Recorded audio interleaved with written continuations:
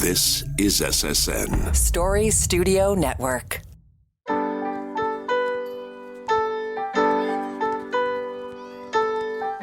Hi, my name is Pamela Fuselli, and I'm the host of Popping the Bubble Wrap.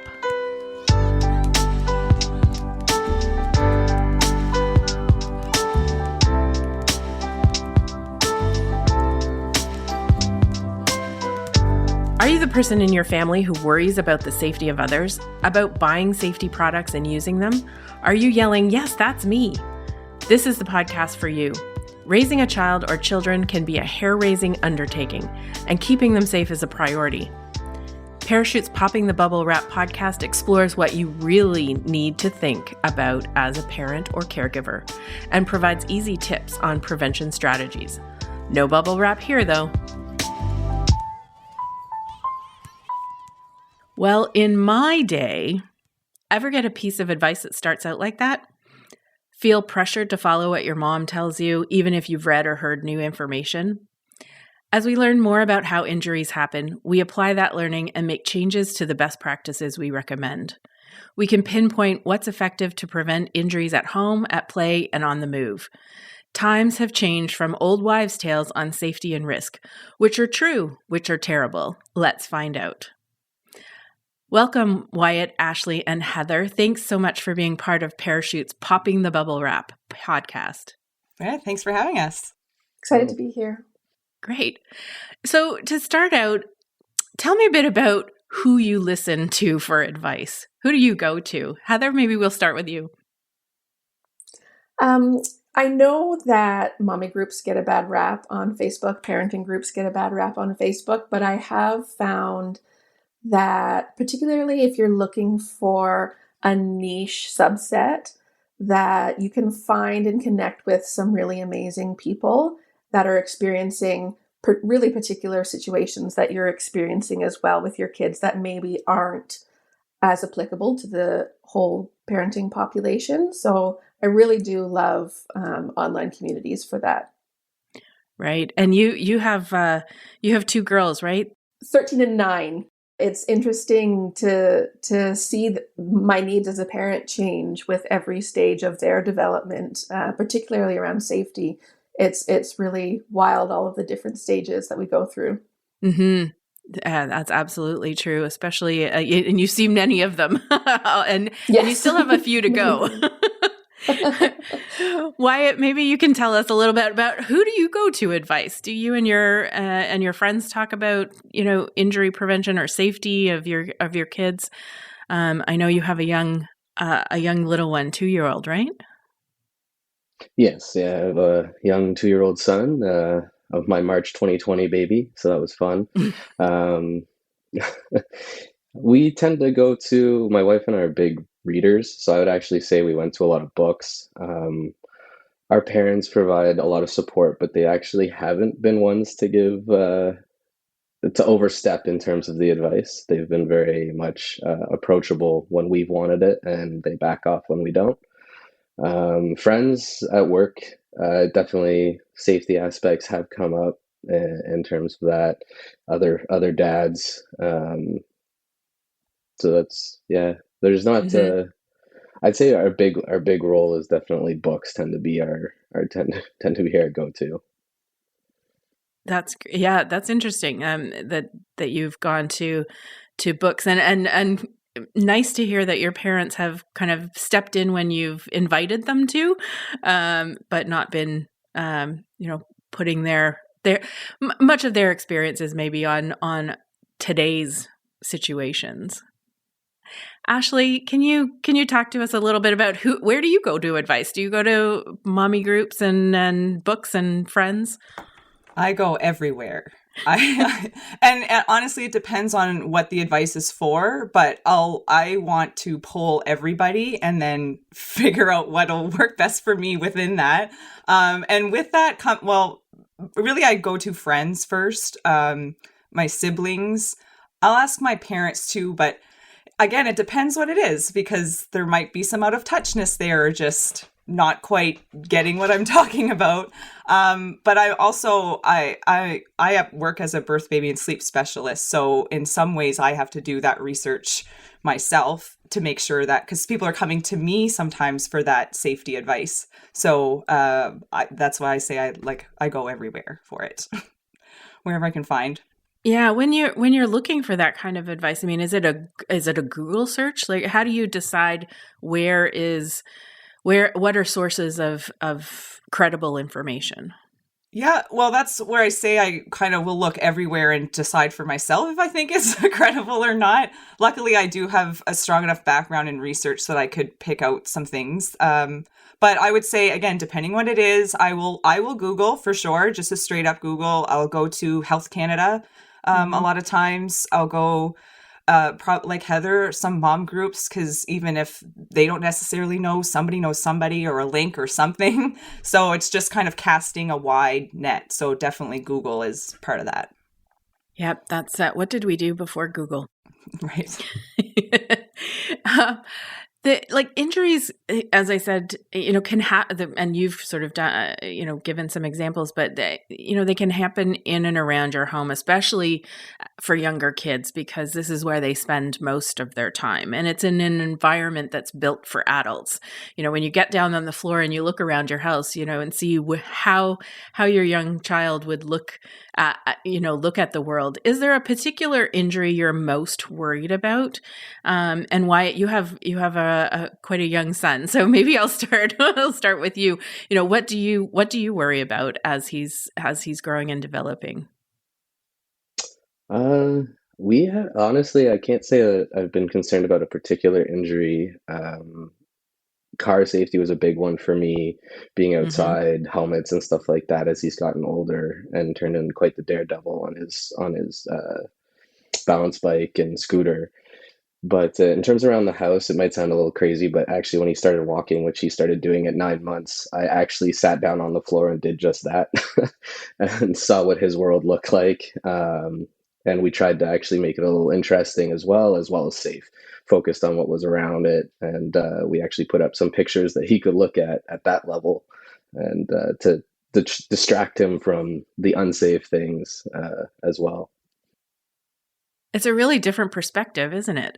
when you get down to that level and you take a look at the environment, that pot handle that's sticking out over the stove or a cord or something like that, and you know that they explore their environment by grabbing those things, touching, tasting, all those good sensory modes that they explore their environment. So that's great, and I love the idea that you're not just looking for risks that or hazards that they in the environment, but you're actually looking to make it more interesting for him. That's great.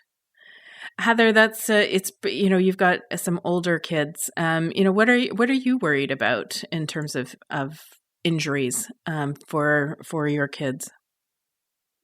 Well, like Wyatt, when my kids were really young, I had precocious climbers too. They were walking and climbing when they were, 9 months old.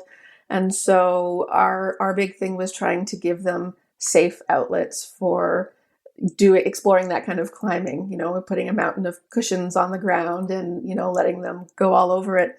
But now it's funny because when your kids are little, you can look at you can get down on their eye level and think, okay, what are they going to get into?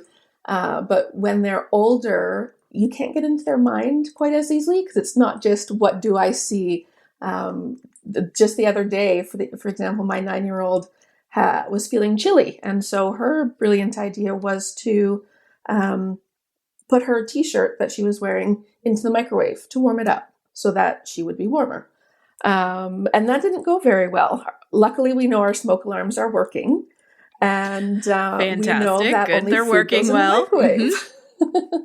But she sees me put a heat pack in the microwave, for example. So why wouldn't I put my shirt in the microwave?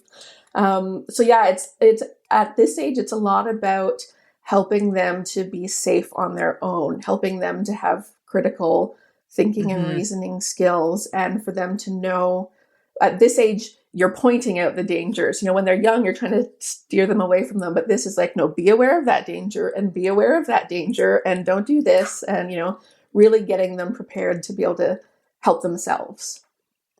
That's really challenging. Not even knowing what how they might think.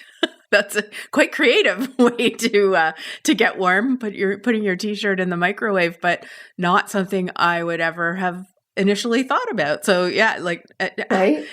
having to anticipate things that you don't even know what you need to know when they get a bit You think older. in 13 years you've seen a lot of what you need to see when it comes to parenting, and I am always surprised. Every single day I am still surprised. They keep you on your toes. Mm-hmm. I'm curious. I mean, I know, Wyatt, you said that your family was, only invited. Would they give you advice? But do you have any memories of, what was the best or worst advice you think that they maybe passed down? And maybe it was maybe it was a friend or something you read in a book. But do you have a nugget that you can share with us about, some of the best or worst advice you've ever received? The worst advice, honestly, I can't come up with a Mm-hmm. whole lot. I don't That's know if great. my wife and I were just really good at tuning it out, or and I just can't come up with it. Really, I think what we came up with was just our parents didn't impart anything but they would ask us curiously about what the new stuff was. Like, it's been over 30 years now since they had children our son's age, so they might make comments like, oh, like, you're going to turn him around forward facing soon, when he was a year. It's like, no, we're going to max out the seat, so we're hoping for a 3.5, 4. And they're like, oh, well, why would you Right. do that? And it's like, oh, it's safer for them to do that. And they're like, oh, that makes a lot of sense. Seats didn't have that ability back when you guys were young.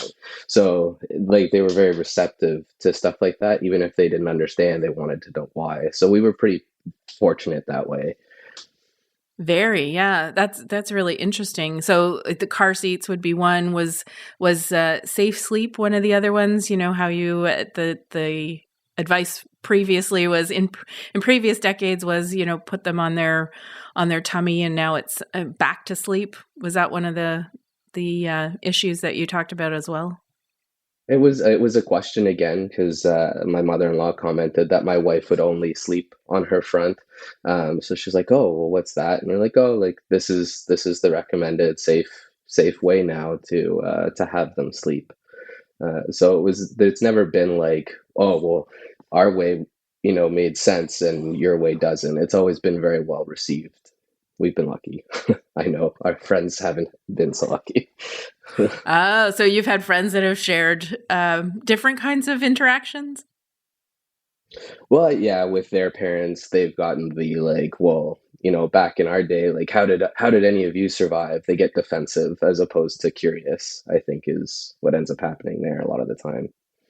Yeah, we often hear, well, it was good enough for you. Why isn't it good enough for your kids, that kind of thing. Heather, have you what's kind of the best or worst advice you've received over the years?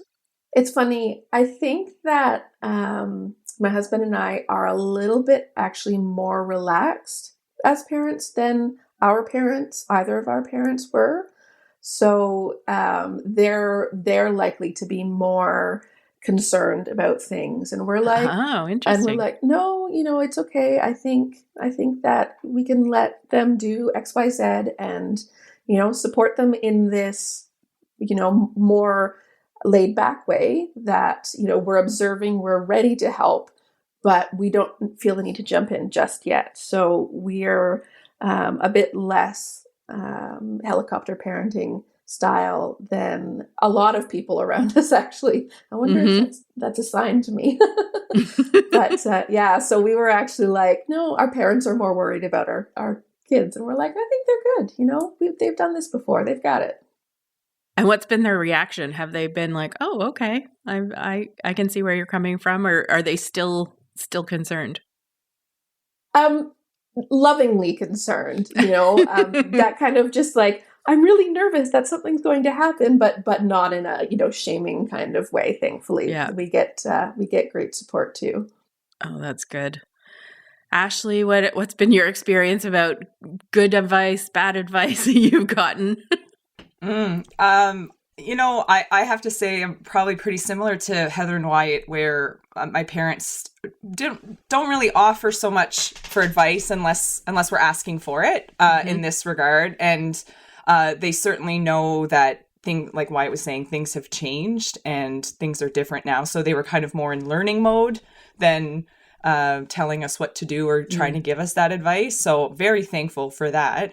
I've also, like, since starting having children, started learning myself and became a birth, baby, and sleep specialist. So they know that I know kind of what I'm doing. Right. But in the work that I do hear almost on a daily basis the bad advice. There's great advice out there too, and that gets shared, and that's lovely.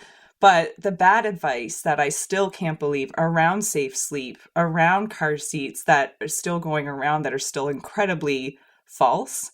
And so I'm always trying to make it my mission to get those messages out there, because I think there is still a lot of bad advice. And the families that I work with, they'll sometimes share with me that, how do everything that you're telling me and I feel is right as well when it comes to, say, safe sleep, for instance, but what do I do when my parents are over, or if when I need them to babysit and they don't do what I say they should do, and that causes them some anxiety and not wanting to leave the baby with them. So that's where I think it can get pretty detrimental to the relationship and just to a parent, especially a new parent, just trying to figure things out.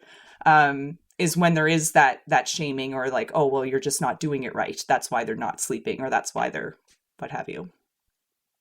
Yeah, and so it sounds like there's lots of experiences that aren't as positive as the three of you have had with your family and friends. So it's really important that we get this kind of information out, that there is, when we know better, we can do better, and things change over time. And as they change, we need to make those updates to the things that we do for our kids. So thank you so much, all three of you, for joining me today. It's been really interesting learning about your experiences in advice and child development, and your experience with your families. And I think that all the listeners will learn a lot from the positive experiences you have had. So thanks so much for joining us today. Thanks. It was great. Thanks for having me. Thank you. Want to learn more about safe sleep practices? Check out parachute.ca/safe sleep. That's parachute.ca/safe sleep. It's time to open your parachute. Sandra Newton is manager of Child Safety Link in Halifax, that is committed to reducing the rate and severity of unintentional injuries to children and youth in the Maritimes and in the Atlantic where appropriate. Welcome, Sandra, and thanks for joining me on Popping the Bubble Wrap podcast. Oh, thanks, Pam, for having me. You've worked in the area of children's injury prevention for many years. What did you hear during our parent discussion that grabbed your attention? I wasn't really surprised by what I heard or surprised by the discussion. And I was really happy to hear some comments. I think it might have been Wyatt who mentioned that they would get down on the floor and see the environment from their child's perspective. And it's really amazing how this different point of view can help you as a caregiver, so you can make changes to your environment to make it safer. And this is such a great tip. So there wasn't anything surprising, but I was really happy to hear that tip. Yeah, I was interested to hear that he did that as well, because that's a tip we often give to parents is get down on the floor, take a look at the environment and see what your kids see and what they might be interested in, what might attract their attention, like that pot handle that's hanging off over the edge of a stove or things like that. Yeah, you just get so excited. You see all these things you want to grab, and you don't really realize until you're down on the floor that it's so enticing to a child. So I was really, really happy to see that tip. Yeah, and when you think about how the environment is really built for adults, it's not necessarily, unless you're in a space that's built specifically for kids. The kids are living and playing in these environments that have all kinds of things that could injure them, but don't necessarily have to. What are some of the tips that you share with parents about how and where to find credible information that they might need to keep their kids safe? Yeah, I mean, I'd like to comment on Heather's comment. I think it was Heather who talked about her child putting the shirt in the microwave, and it Mm. actually really sort of reminded me of a few things, including, the tips that we often give parents and caregivers around keeping their kids safe. So I think it's really important to recognize that, kids are really smart, but they may not understand sort of the implications of some of their actions. And I thought that microwave example was a really good one. So, and as you know, as they get older, they want to be independent. And so you want to give them tasks to do and have that independence. But as caregivers, I think the big tip, I guess, for us is that we want to try our best to minimize those dangers that may cause those significant injuries and also model positive behaviors so to let our children grow and learn from their environment and to learn from us. So I think that is one of those big things that we often often discuss with parents is about, modeling good behavior as the child gets older. So that's one example.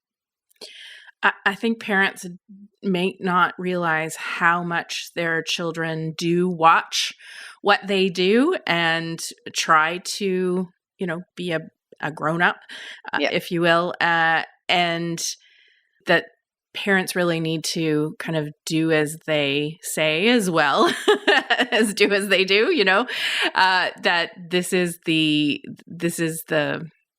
way that kids develop is by watching what even their older siblings might be doing, and that can get young kids into trouble with some products and things like small pieces and Well, you mentioned earlier the pot handles. It's actually a really good example because my mother always put the pot handles in the back, and I never understood why. But then when I was cooking more, I always did it. I always just did it automatically. And then I realized one day I asked her, well, why do we do that? And she explained. And then I was like, oh, of course. I just hadn't thought of it. But I was modeling her behavior because that's how mom did it. That's how my parent did it. So. Yeah. And you talk a lot to parents. What do you find that they are, getting good advice or bad advice from their parents or their older relatives that, have some good information to share, but also maybe sharing some information that's out of date? Yeah, I mean, we have heard definitely over the years that some families have a lot of stress because if they live in a larger family or a family with maybe extended family living in the household, that there's a lot of different beliefs and approaches to safety. And so that does cause stress. As you know, obviously we've learned a lot over the years and advice changes and what could have been, very reasonable a couple of years ago is not anymore. And so, I can't think of any specific examples per se, but one that comes to mind is about in the past the old way of doing things was if your child swallowed a poison that you would make them throw up, and that was just what you did. That's automatic. And I still do hear that it's like, oh, we'll just make them throw up and they'll be fine. And we know that's actually not the case anymore.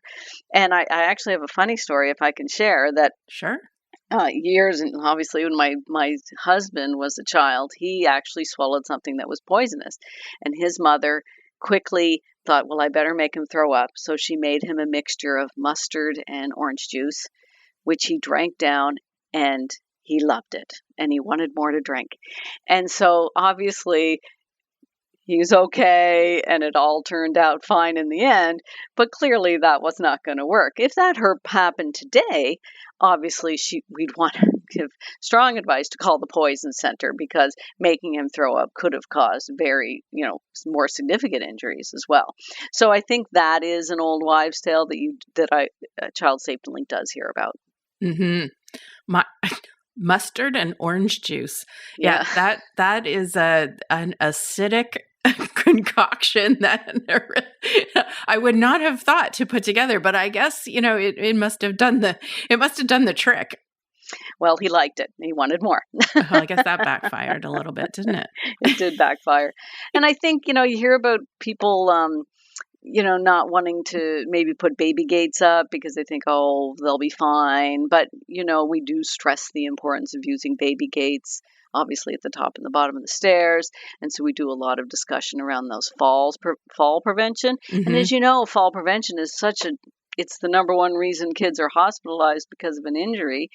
And yet when we talk about fall prevention, sometimes parents sort of think, well, children fall, we can't prevent all falls. But, in our world, we want to make sure we're stopping those serious falls, obviously the falls down the stairs, the fall from really significant heights. So we do talk a bit about fall prevention, but sometimes that's a hard one for some caregivers to sort of get their heads wrapped around. And what about the concept of bubble wrapping? Parenting has changed over the years, as well as the advice that parents are being given. The urge to bubble wrap your child to keep them from all injuries is probably very strong, especially with your first child, and not having the experience of a child growing up and being able to survive those bumps and bruises of normal child development. We often get called bubble wrappers as injury prevention specialists. What has been your conversation or your experience with parents about that concept? Are they just really focused on preventing injuries, or are they trying to take a bit of a balanced approach? Yeah, I think we hear a bit of both. We hear some parents who definitely want to know all the rules so they can, what is the exact age for something for a child to do. And as you know, all children are different, all different stages, different ages. And so there's no rule book for exactly at age this, you can do that, you can do X. And so we do have some caregivers that really just want to know what the rules are. And then we have others that are like, well, in my day, I didn't do that and I was fine. I turned out great. So there's that balance. So we do talk about a balance. We've changed our language a little bit at Child Safety Link. We do say, instead of keeping children safe as possible, we say as safe as necessary, because we recognize, we have the conversation about the need for children to learn and to grow and to get confidence and experience their surroundings. And so we do talk about not preventing all falls. Of course, children need to fall. Falling is a normal part of life. So we definitely want children to fall and learn and grow, but we don't want them to fall down the stairs and fall off a big height, as I said. And so it's that conversation with parents. Sometimes they won't believe you and they think, well, my child's different, my child's smart, they're not going to get into that trouble. But all children want to explore. You want your child to explore. You want them to be curious. And so we really talk about, the risk versus hazard piece. Like, there's some things that it doesn't matter how smart your child is. If you were in a car crash and they're not in a car seat, that's a significant problem. So we do have lots of conversations around that. Well, thanks for joining me today. I think the parents who participated and those who are listening are going to learn quite a bit, and especially that balance and maybe a bit of a permission to let their kids take some risks, but not experience the hazards that will cause those serious injuries. And I think your statement around being as safe as possible, not as safe as necessary, or as safe as necessary, not as safe as possible. We don't need to bubble wrap our kids, but it's really important. You obviously want your kids to explore, but don't let them have access to poisons. That's very clear. Let them run around, but have a gate to prevent them from falling down the stairs. So those are sort of those, obvious sort of things that people can do if they've thought about it. Great. Well, thanks so much for joining me today. Thanks so much.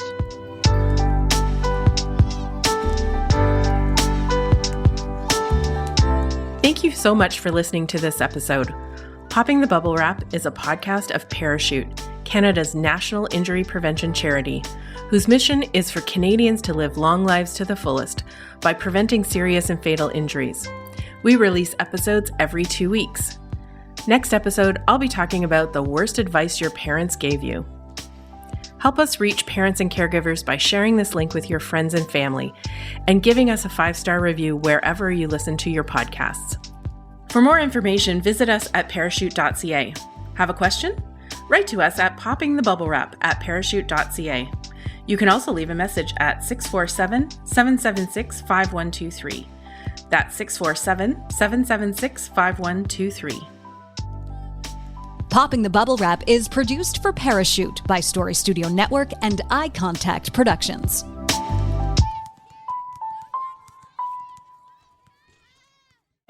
This is Story Studio Network.